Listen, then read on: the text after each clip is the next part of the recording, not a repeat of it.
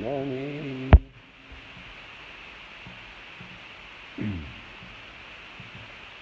Welcome to our sunrise stroll and chat. This morning it's very cloudy. There probably are some nice opportunities, but there's so much cloud. I think we will start here and give some time to the sun to wake up and to get real. So here we are in Magdala, in Dukenalton. And just bear with me a moment because I'm connecting the microphone.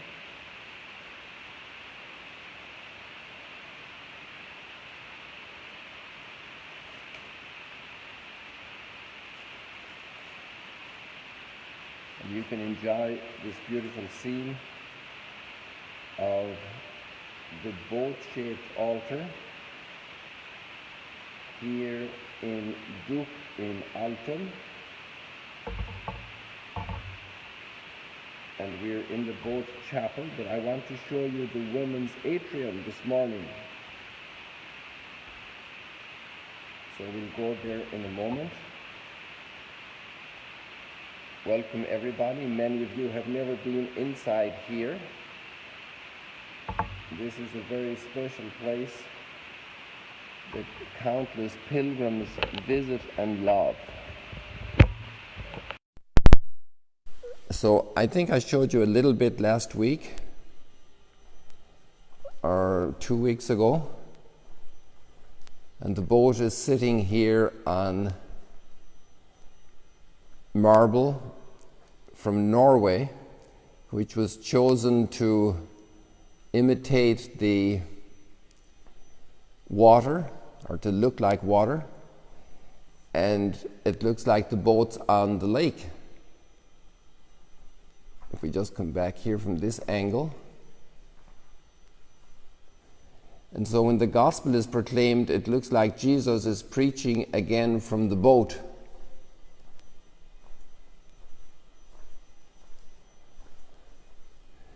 I love this spot here because I'm actually watching Capernaum now through the trees. It's probably a little bit too much to ask the camera to show us Capernaum, but it's out between those two trees there on the right of the center. And it is too much, the camera can't do that. So first of all, welcome everybody. It's wonderful to have you all back. We're inside Dukenalton at the boat altar. This boat is made of Lebanese cedar. Something went a little hazy here. Oh, it's because of the light. So let's walk around here for a second. We did this a week ago or 2 weeks ago, so now we're going to do the women's atrium. And isn't the women's atrium just because of the light like one major sunrise? The gift that God made in the creation of women is captured here in different ways, and especially in a text that's written here. Now there's an echo, so I hope the acoustics will work. If there's a major problem, you can tell me.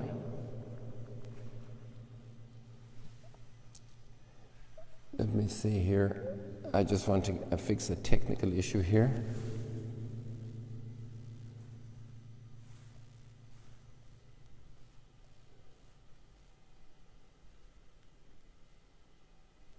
Oh, there we go. Good. I hadn't seen any of your notes coming in, so I welcome everybody here, but I'm going to skip reference now to all the notes. There's a lot of echo, but I hope this is okay. So let's start. I go outside the echo here to the side a little bit. And here we see this text written over the atrium. And it starts in the very center of the screen. I will make it a little more focused for you.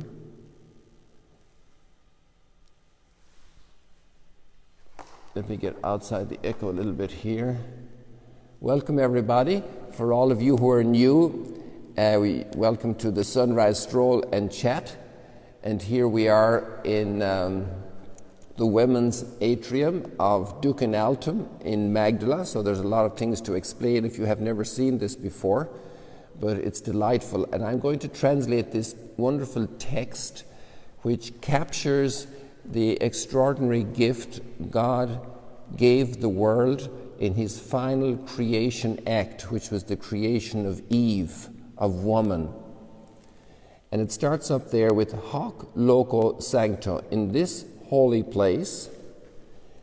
And then we have ecclesia over in the center, gives thanks to the most holy Trinity for the feminine genius. That is actually a free translation of the text in Latin, but it's completely justified by the text itself and by the context. So the church gives thanks to God for the feminine genius, for each woman, for their eternal dignity, and for the marvels that God has throughout history, it's a very long expression in Latin, has accomplished through women. So let me say that then more together. In this holy place, the church gives thanks to the most holy Trinity for the feminine genius,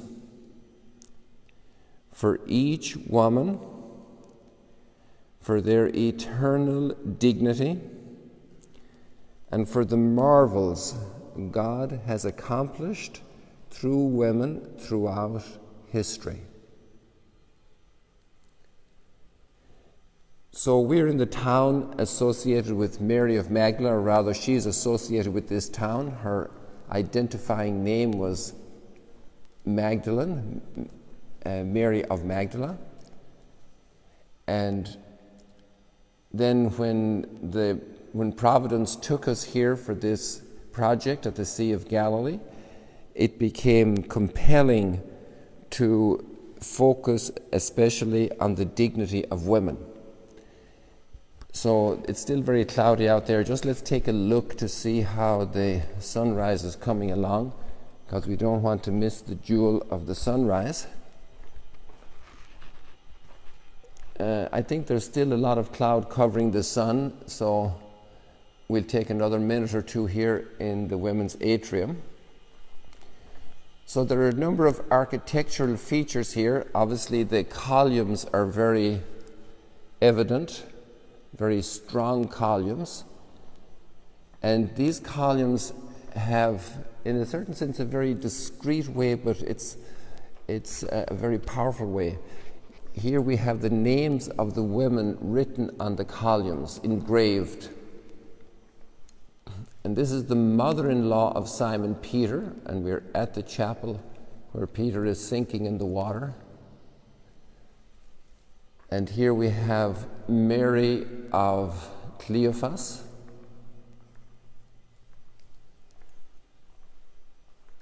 And she was at the crucifixion. And we have the Salome, the mother of James and John. And then we have two sisters, Martha and Mary. So if you've noticed, we have a wife, a mother, two sisters, a mother-in-law. And then we have,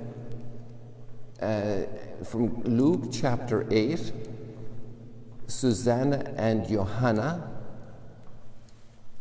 who are friends of somebody, you can guess the next column, who is mentioned first in this list. And it says, many women supported Jesus in his ministry. And it starts off saying, Mary, Magdalene, Susanna and Johanna, and many others.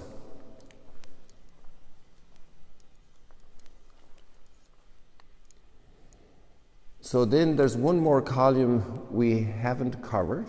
These are women that were supporting Jesus in his ministry. Here we have this special column. And this column is for all women. It's for you. There's no name written on it because it's for you.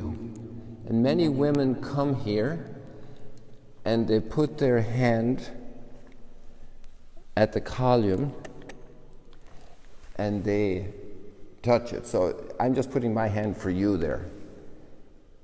And to thank God for the awesome gift that you are in his creation.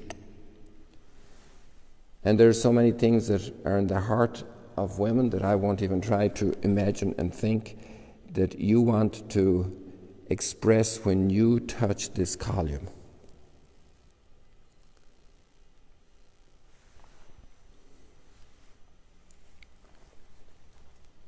Many prayers are said here, many tears are shed, many photographs are taken of groups of women, all the women of a particular group of pilgrims, of a single woman on her own, and she comes and she stands here and ponders.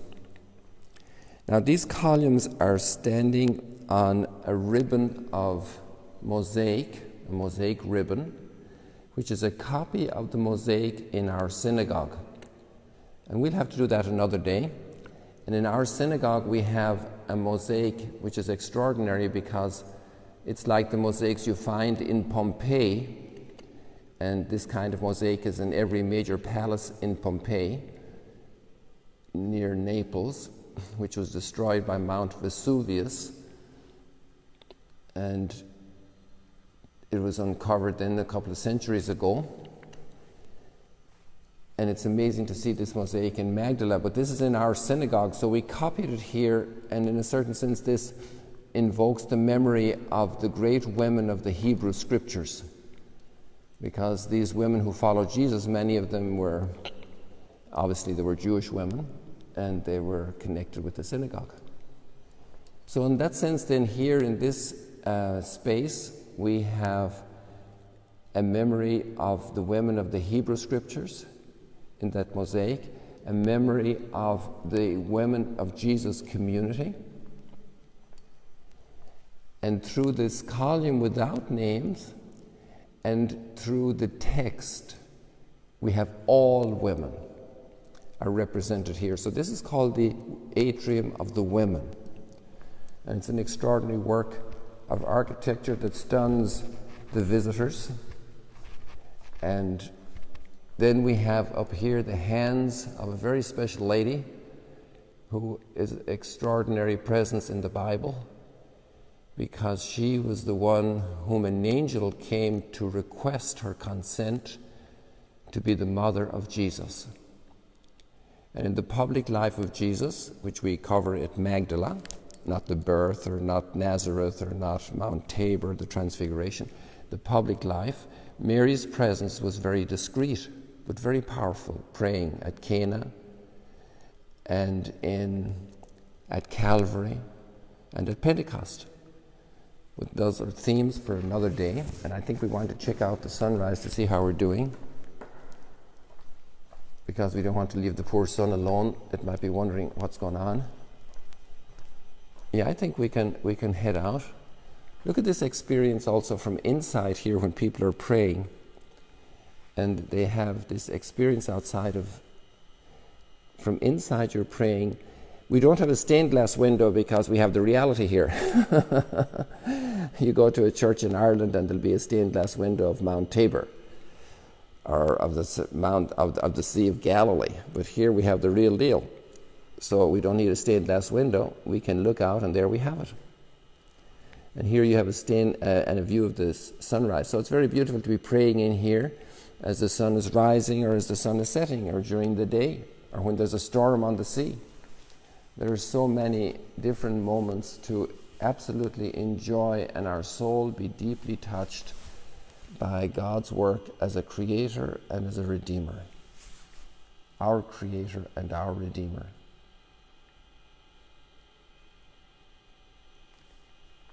So welcome to Sunrise Stroll and Chat, and now we're going to go outside for a little more stroll. Maybe we'll go out this way here because I will turn off the lights. I hope the sacristy is tidy because I know there are many ladies watching and you always have your eyes on cleanliness and tidiness and order. But there's a wonderful lady here taking care of this. She's consecrated her whole life to God, Miriam, and she does a pretty good job. So here we are inside the sacristy. This is where the priests get ready for Mass. And we keep certain things here. So now, oh, you know who's waiting outside the door? Guess who's waiting outside the door? Guess who's waiting outside the door?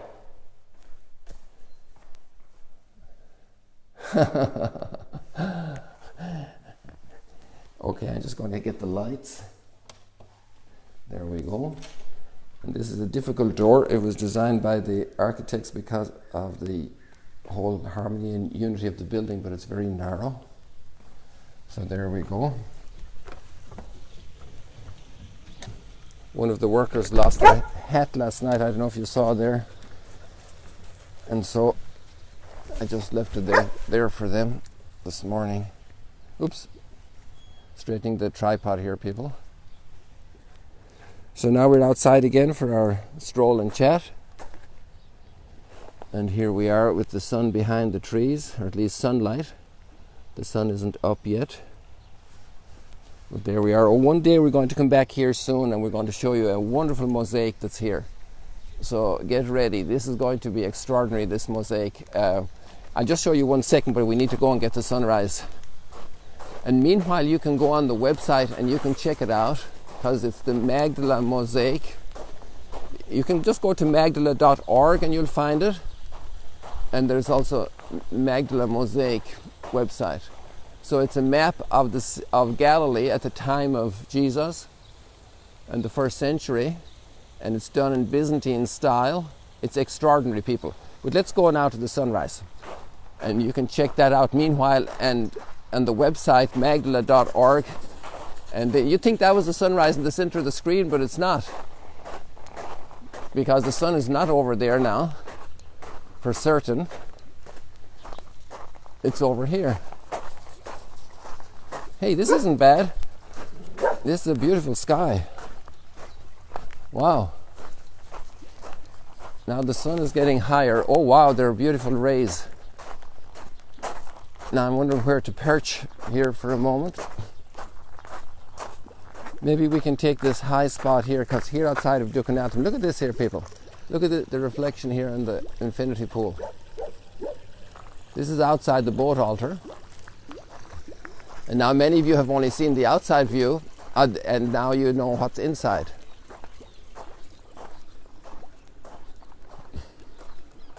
Okay. So I think this is a good spot. What do you think? Now let's stop here. Ooh, this is amazing. This sunrise is amazing. It's pretty up in the sky, but the light is just amazing in the clouds. Look at this.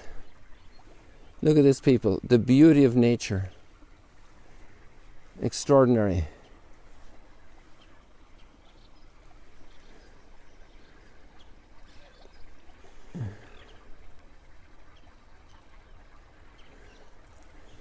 Let me narrow it in a little bit here first to get the overall view. It's amazing, you know, it's really surprising to see so much cloud in June. We're almost at the middle of June. Wow, the months are really flying by. And there you see this incredible amount of cloud. I mean, this is really surprising. I don't figure it out. But look at the game this plays. This is amazing. And you know, it's what's incredible is, I just lost my thought because I looked around and saw something else.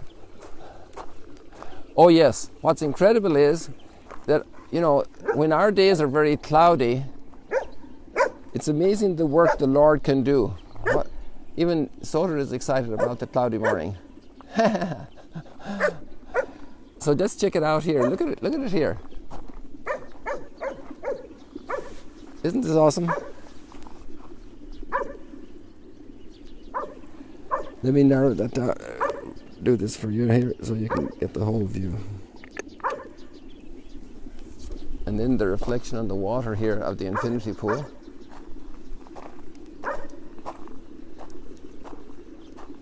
Oh, now the sun is out, people. Let's go back and check.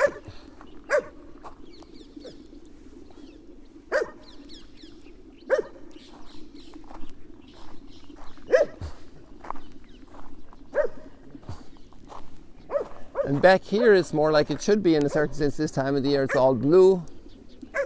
And we even have the moon in the very center of the screen. Can you see the moon? So the sun is pretty high and the moon is still very high. It's a half moon. And now we have Mount Arbel. Wow, the sun is really coming out. See what happens with the clouds? The light is intense.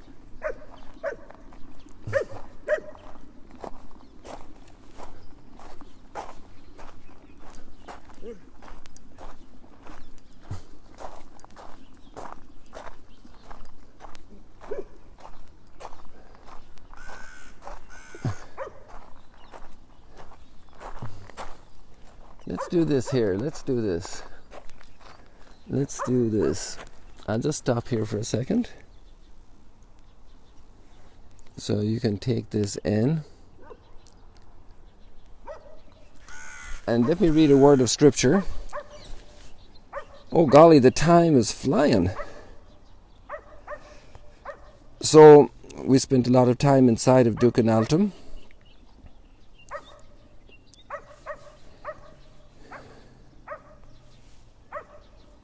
So we're still with Elijah and the book of Kings. A lot has happened. So the purpose of the reading cycle in the liturgy is to give us a good coverage over 2 years of the major portions of salvation history. And so now we've jumped forward with Elijah after the sacrifice on Mount Carmel, and he's running for his life because King Ahab is not happy, especially his wife Jezebel.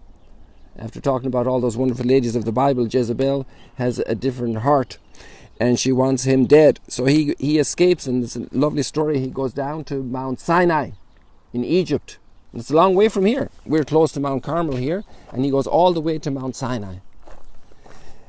And he came to a cave where he took shelter. And the word of the Lord came to him and said, "Go outside and stand on the mountain before the Lord. The Lord will be passing by." So how is the Lord going to come? What do you think? So a strong and heavy wind was rending the mountains.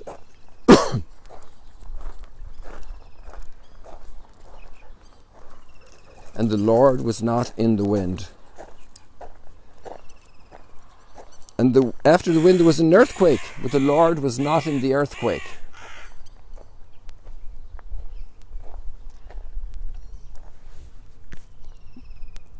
After the earthquake there was a fire, but the Lord was not in the fire. After the fire, there was a tiny whispering sound. When he heard this, Elijah hid his face in his cloak and went and stood at the entrance of the cave. A voice said to him, "Elijah, why are you here?" Now, I'd love to cover this a lot more, but as we know, the time is flying. So, obviously at the Mass, I will say more today at 4 p.m. Mass here. But I leave it to you to read, and I'll post the link. And the psalm is very beautiful. Psalm 27, "I long to see your face, O Lord." One of the deepest longings and eternal longings of the human heart. I long to see your face, O Lord. I long to see your face, O Lord.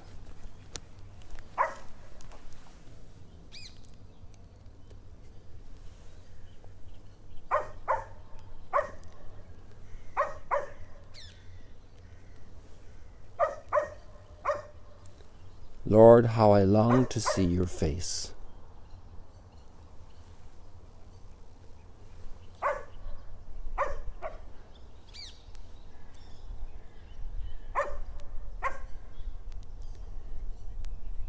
Now the sun is going behind the cloud, and many times we don't see God's face. We're not aware of His presence. We would love to have more contact. We would love to have it easier. But also when God goes into apparent hiding, that increases our longing, like a little child hide and seek. And God is doing that with us throughout our life to build the relationship, to foster the relationship, so that we increase in longing, because there's a tremendous feast in heaven waiting for us, and the more longing we have, the more we're going to enjoy it. It's very important to stretch our hearts for God. His rays are coming to us, falling upon us, lighting up our path, reflected in our lives in so many ways, but sometimes also hidden behind clouds, hidden in storms, in difficulties, even in the coronavirus. You know, there's a grace in every circumstance. Lord, I long to see your face.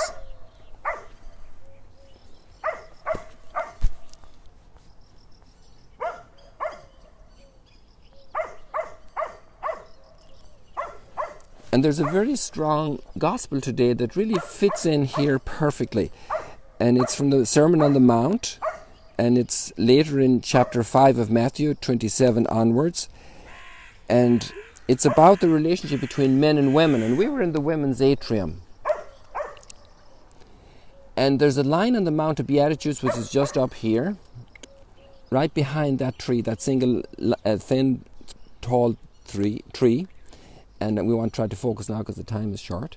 But at the Mount of Beatitudes, Jesus says, "You have heard it said, you shall not commit adultery. But I say to you, everyone who looks at a woman with lust has already done that in his heart." And he asks us to be very strong in dealing with wrong desire.